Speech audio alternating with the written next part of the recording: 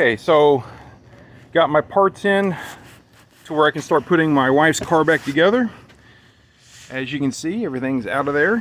Here's the new control arm with the new tighter, oh yeah, much tighter ball joint. Other one was looser. I mean, it wasn't bad necessarily, it was just not newish. By the way, you take this off. This is to protect it when it ships, so take that off before you install it.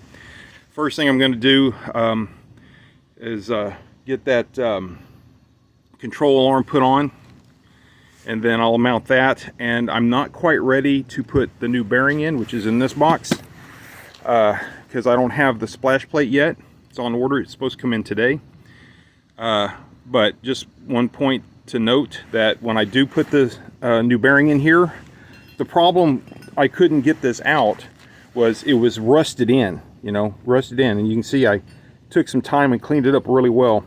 So what I'll do is I'll take my anti-seize grease and I will just cake it in there, man. Just really coat it, both this part and the bearing that slides in there. And hopefully, if this ever has to come apart again, it won't be rusted up, at least not there. I mean, other parts, as long as it's not on this surface, it will come out. So I think that'll work. That I've had real good luck with that anti-seize grease, lasting for a long time. So that's what we're doing. I'll be putting the control arm in now. I think these bolts torque to 120. I need to confirm that, 120 foot-pounds. But that's where I am, moving forward. Finally, I think my wife is going to be happy to get this back together. And I'm not doing the other side. I'm going to wait until it goes bad. This side was definitely bad. The other side, don't know. We'll know when we drive it and listen to it. So I'm trying to put this control arm in, and I'm having trouble getting this bolt to go into this part of the, I guess, the grommet or the bushing. It's not lining up perfect. It's close, but it's not close enough to where I can get this in. So here's a trick that if you guys do this job and you have the same problem, take the bolt that goes here, this longer bolt, and put it in from the downside, from the upside going down, and screw it down, and that will help you line this up to where you can get the bolt in. You see, I've got the bolt in now. I just got to get it in there. So I've got to remove this one first before I lock that one in. But helpful trick. I don't think I've ever seen that done before. So anyway, it works for me. All right, so I got the part that I needed in the mail. It was the splash, the back splash panel or splash plate that goes behind everything to keep water from getting on stuff on the hub and such. So I can put this back together. So I've gone ahead and mounted this. This is just a temporary mounting because I got to put the axle in still, but I need to mount it to something so I can put the wheel bearing in. So you can see what I did. I severely coated it with anti-seize, so that should keep it from rusting. I also coated the part as well, just try to keep the rust to a minimum over the years. The control arm's been put in, as you can see, and both bolts were torqued to 120. The rating was like 120 to 135, so I always usually go the minimum on that. Let's see. That's it for now. I'm just about to torque down the hub, and I think it goes to 130. I'll double check that. All right, so these are the bolts that secure the bearing to the hub or the knuckle. And I've cleaned this one. See how nice it looks compared to this one? This one needs to be cleaned. So these are going to be rusted up. Actually, this is the best of the three that I'm comparing. I should have showed you the other ones. They were pretty much completely rusted. So I'll clean it up like this one. I'll put the anti-seize grease on them, and I'll tighten them down to 120, 130, whatever. I'll look that up. I haven't looked that up yet. Some people suggest putting Loctite. Can't put Loctite with the grease. So you have to make a choice. Don't think it's necessary, but maybe it is. Check your manual. All right, so the manual says that the bearing bolts that come in from the backside, you have 3 of them, need to be torqued between 120 and 130. So I'll probably go 120. One comment about the splash plate, you'll see that it goes in between the knuckle, the knuckle and the bearing, and then these bolts press it down really hard. That's how it's mounted, using these bolts. There are 6 ways that this plate can go on, but only one correct way. The correct way is you want this opening like this. You see how it goes around, all the way around except for one place. Well, that's to give you clearance for the brake caliper. So you got to make sure that that's where the brake caliper goes. And also underneath there's a little hole for the ball joint clearance. So there you go. And also the bend in this goes towards the inside of the car. You'll see it bends that direction. So if you put it the other way, it's not going to work. All right, so here's my new axle. One thing to point out, if you ever replace the passenger side axle, they will usually have a new dust cover. So make sure you take the old one off. So, and here's the old dust cover. Let me just grab it and pull it off. So there it is. It's got a little damage to it. Anyway, so now you can see I've got the knuckle disconnected from the strut.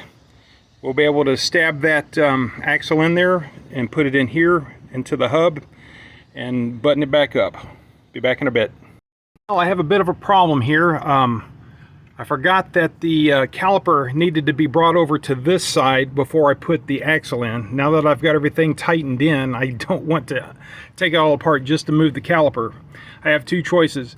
I can disconnect the hose from the caliper and reroute the hosing and bleed the system, or I can try removing this vertical link.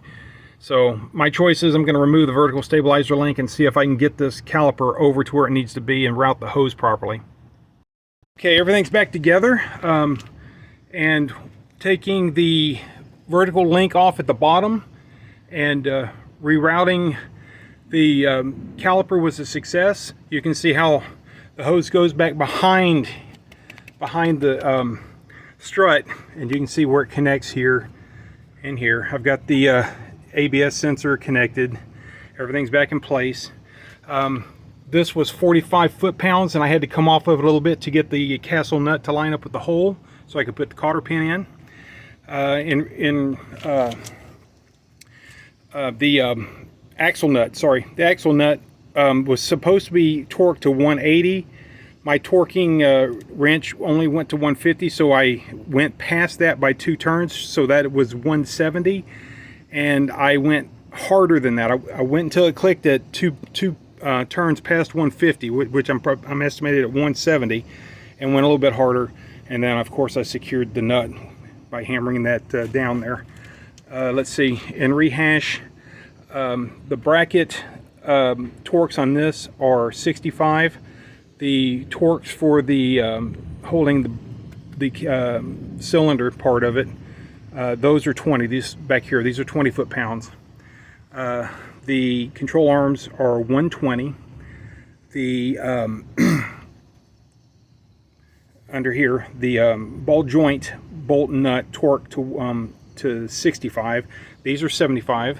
The 2 bolts for the strut for the knuckle. The 3 bolts that hold the bearing on, those go on at 120 to 130. And again, this nut's 180. I think that's everything. And I'm going to put the wheel on, and then I'm going to take it over. I've got an appointment to get it aligned, and that should finish this video. All right, so my final thoughts on this job. The axle going bad, that was my fault. I shouldn't have done that weird test to try to find what that noise was. Should have realized that it was the wheel bearing, but when you only hear it applying the brakes, you have to wonder what the hell. And it's not the brakes were new. So if you have that problem and the brakes are good, it's going to be the wheel bearing. So that's just a tip to everybody. I bought the bearings from 1AAuto.com, and I also bought the control arms from 1AAuto.com. All parts have a lifetime warranty, so I got the TRQ brand. The reviews were good. Some people say they got 50,000 miles and we're still going with them. I don't remember seeing any bad reviews on it, but I'm sure there are. Everything's made in China anymore, so you get what you get. But with a lifetime warranty, I can replace it, and it only costs me nothing, except for my time. The splash plates, I bought both sides, both splash plates for both sides, but I only did the work on the passenger side because it was the one that was bad. Driver's side is not bad yet. When it goes bad, I have all the parts. I have the axle already. I've got the splash plate. I've got the bearing, and I can do that job. So I just wanted to comment on the parts for the splash plates. I called around all over the place in the Dallas-Fort Worth area. Nobody had it. They could order it, and the price ranged from low 40s to $60. Okay, the price was very expensive for just a piece of metal. So since they had to order it and I would have had to wait a week anyway, I looked online. I found two different places. This particular part for the passenger side was $16 plus less than $10 shipping, for a total of $26.13. Not bad at all. They didn't charge me tax. I guess they think I'm a business or something. But this is Horn Kia out of Arizona, and I ordered this part first before I decided to go ahead and order the other side. Now I ordered the other side from a different place. I thought I was ordering it from the same place because it had a similar website, but it was actually from a place called Kirby Kia, and I believe they're out of California. Prices were very similar. I think this price actually was about $1 less. So if you guys need parts, consider Horn Kia. It was here within a week, and that was perfect for me to work on it on a Saturday, which is the only day of the week I can really work on stuff. So all back together, I'm gonna take it and get the wheel aligned here in about an hour. I've got an appointment, get the wheels aligned, and that should be it, unless we have more noises or some other problem is there, and I have to figure out what that is. So thanks for watching. See you next time.